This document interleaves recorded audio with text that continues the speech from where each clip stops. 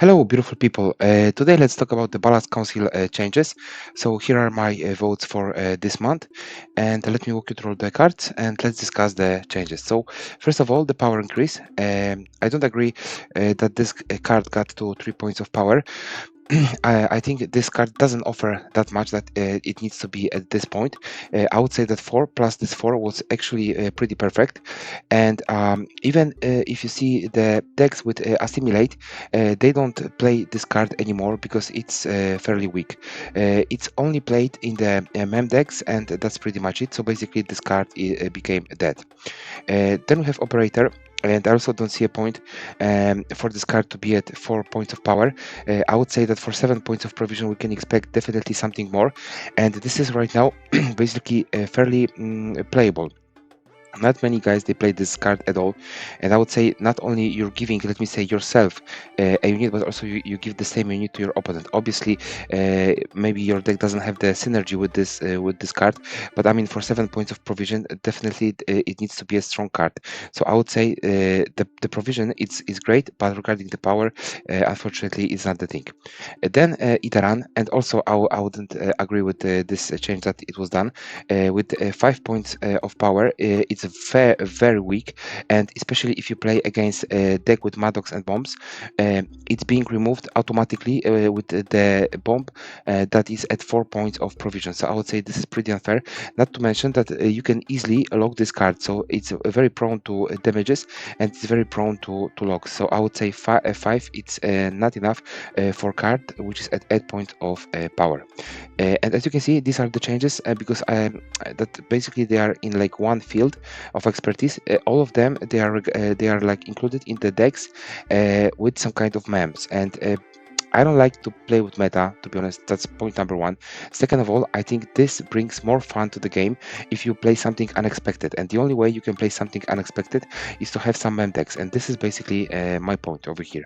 So then we have the decrease. Stefan Skellen, I would say it creates so many points, plus also it has the synergy with all the assimilate cards that I would say that for 12 points of provision it gives too much. So at least 1 point would be great. Then we have dragons, so Oak Fist plus also Murder Break, whatever it's called. I would say that definitely it needs to be changed because they are too strong. If you play the whole package of dragons, basically you are unstoppable because as you can see, all of these dragons they are used in the precision strike deck, which is pretty decent by itself with this leader ability. And then if you add dragons to this deck, I mean, it's if you don't have answers, and you cannot have answers to all of them, obviously. Usually, it basically that all these damages that are dealt by this dragon, they are unstoppable. The same goes with this one. Hardly ever I see a guy that plays something like, let me say, Heatwave or anything like this, because mainly you have to focus on this dragon, which is basically a devastator.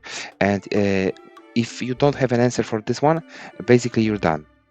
Jackpot for me also, this is a leader ability which is not played at all, and I know that there's gonna be some kind of voices that this is very strong and this and that. It's not the case. Even regarding the syndicate deck, this is not the strongest leader ability. Not to mention that in the game you don't see Jackpot this season at all. It's completely forgotten. Although Jackpot received some changes and some buffs regarding the cards, it's still not enough. And basically this whole archetype at 14 points of provision, that is not like control leader ability. It's completely forgotten and it's not being used at all right now in the game. Then we have Sigvald, so a card which is completely unbalanced, and I would say that for 10 points of provision, it's definitely not enough for what this card can give you. And obviously, I had some games in which this card gave me over 100 points by itself. So you can imagine how crazy it gets. Not to mention that you can play obviously this card twice because you can use it with Fukushia and other cards. So I would say definitely this one needs to be changed, and 11 would be great. Then we have some decreased power, and I really don't understand why Megascope is at 5 points of provision. It was always at 4, and obviously there is some kind of a community that hates mem decks, and I would say that definitely this one deserves to be at 4 points of provision. Which is Sabbath, a card that is completely dead right now, and 13 points of provision. It's a complete overspill. I don't know what was the reason for doing this. I'm not a big fan of some of the uses of Witch's Sabbath, but definitely there is a role for this card in the game, and at 13 points of provision, it makes this card completely dead. And then we have battle stations. I completely don't agree with this change. I think that although nilfgaard has the best thinning abilities, but if oneiromancy is at 12, definitely it's the same card, so it should be with 13, not 13 but 12. I know that in some decks it provides high tempo and so on, and it can be replayed by using Asira, but then you need to have also some kind of a sacrifice, because you need to play cards like Mano, Asira, and then battle stations, and in total all this cost is over like 25 points for three cards.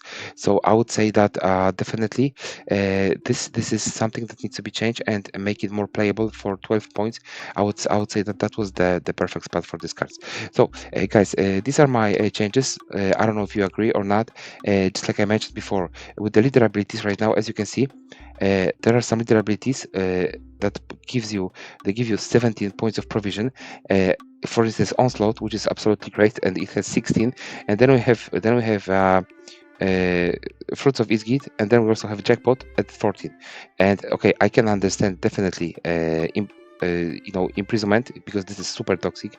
I can understand precision strike, absolutely I agree, and also inspired zeal, which is the best ability regarding the northern realms. And if you see a northern realm deck, most probably in 50% of the cases somebody will play with inspired zeal.